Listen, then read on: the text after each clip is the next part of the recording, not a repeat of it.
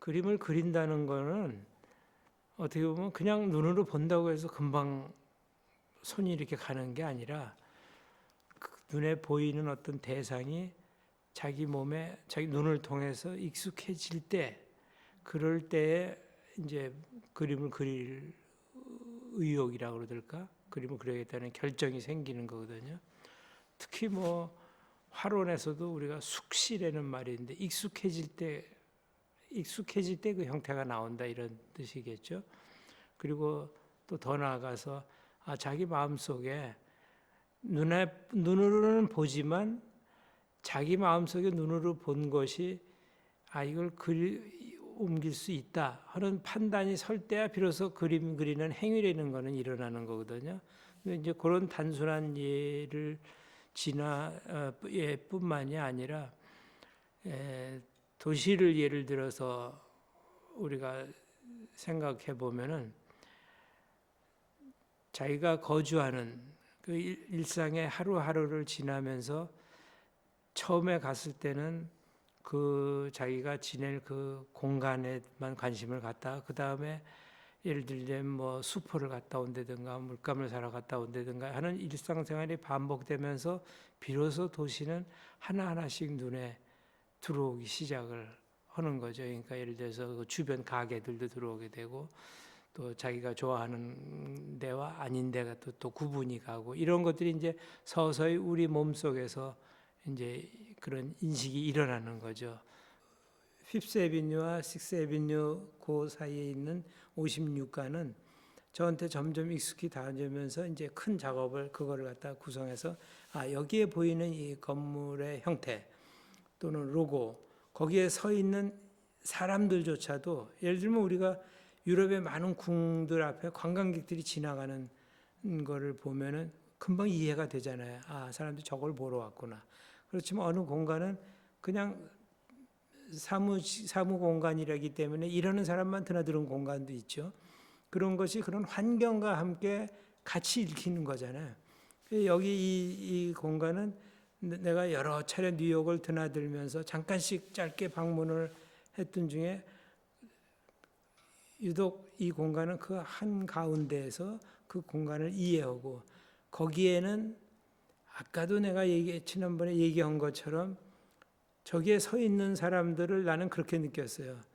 노동하다가 퇴역한 사람들, 지금 현재 일을 하러 그러니까 이제 시내에서 이런 카페나 레스토랑에서 음식물을 배달해 주는 사람들 또는 누구와 약속을 했는데 그렇게 가운데 있는 사람은 그렇게 아주 어디서 시간을 보낼 수 없어서 건물에 저렇게 기대에 서서 시간을 약간 보내고 누구와 만나기로 한 약속인 것 같은데 그 약속이 그렇게 절대적인 것 같지는 않고 이런 느낌들이 나한테 전달해 들어온 거죠. 그리고 그것이 그 56가의 어떤 그 성격을 뉴욕 시내 중에서도 그 거리의 성격을 갖다가 보여주는 역할이 저런 이미지들이 한 것 같아요. 그런 것들이 아마 내가 좀 더 도시를 좀 더 잘 살펴보고 그런 자본의 흐름이라든가 노동의 현장이라든가 또 시민들이 일하는 일터로서의 도시를 이해한다면은 아마 저 그림이 좀 더 그리는 방법도 조금 또 달라지거나 또는 어디에 초점을 두어서 묘사를 더 하고 덜 하고 하는 것들이 이루어지겠죠. 현재는 제가 그동안 오랫동안 드나들던 것 중에서 뉴욕의 한 거리를 이해한 것들이 저런 식으로 다 드러난 것 같아요. 그림을 그릴 때 글자가 그림 속에 들어가느냐 안 들어가느냐 하나의 그 그림 그리는 사람으로서 이제 선택을 해야 되는데 나 같은 경우에는 이제 그거를 좀 더 의욕적으로 또는 가려서 글자를 놓아야겠다 하는 생각을 더 많이 하는 편인 것 같아요.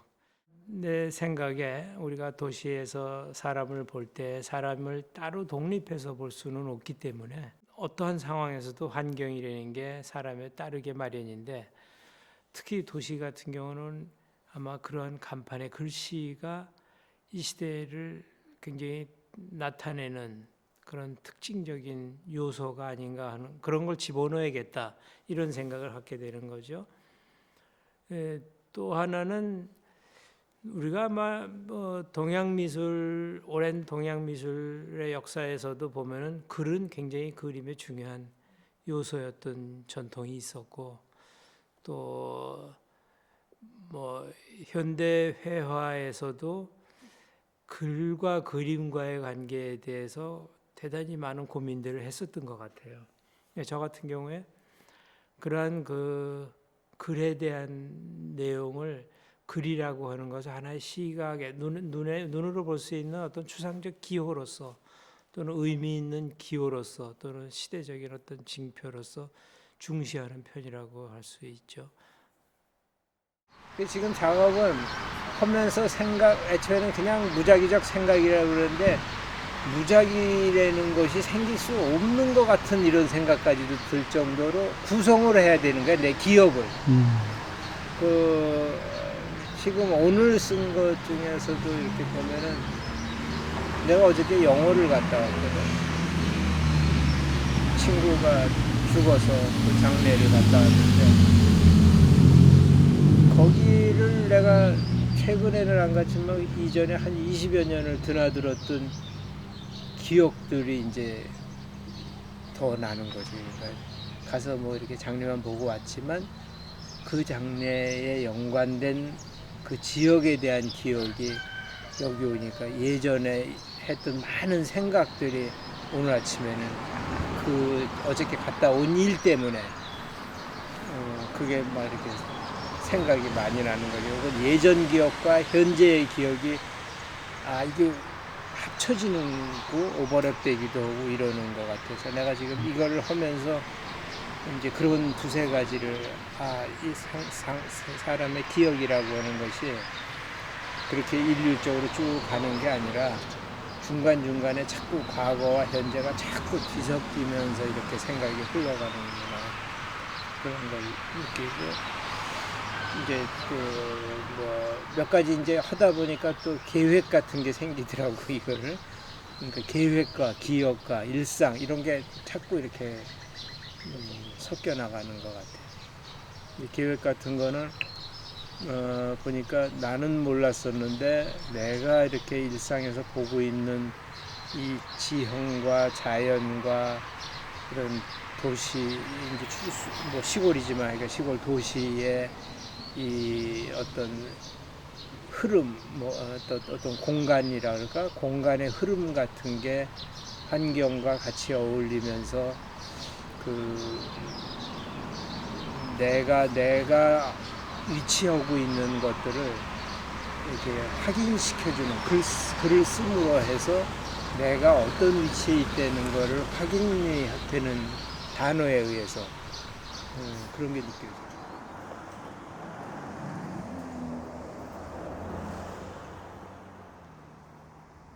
가루개 작업을 하면서 그런 건축 공간에 대해서 내가 그림을 그리고 있는 그런 그림에서의 형태 조형이라고 그러죠. 그런 조형적 구성이라든가 이런 것과 건축이 갖고 있는 그런 조형적 요소들을 비교하게 되는 결과를 갖게 된 것 같아요. 건물은 다 지어진 다음에 외관을 보게 되는 거죠. 또는 그 속에 살면서 그 기능을 이제 알게 되고 모든 지어지는 과정이 지워지는데 지금 이 그림은 새로운 건물이 지어지는 초기에 그 철골 구조를 그 전문 분야들에서는 그걸 형틀 작업이라고 하더군요. 그 형틀 작업을 하는 과정을 제가 옆에서 계속 관찰하면서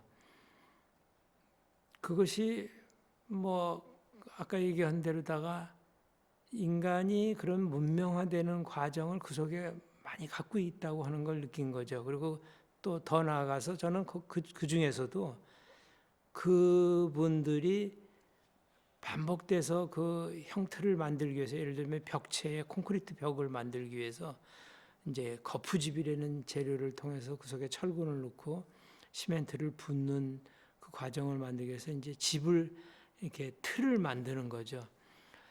그 틀을 만드는 그 일하는 과정 속에 저체가 더 관심을 갖게 된 것들은 그 일하는 모습들에서 주는 건강한 느낌 같은 거였던 것 같아요. 그래서 이제 그거를 이걸 어떻게 좀 표현해봐야겠다 하면서 이제 그 현장에서 스케치를 반복해서 여러 번 했죠. 그리고 지금 지나서 보니까 지금 그 건물은 이제 거의 다 테두리가 다 만들어서 다 속으로 그 일한 흔적들은 속으로 숨어 들어갔습니다.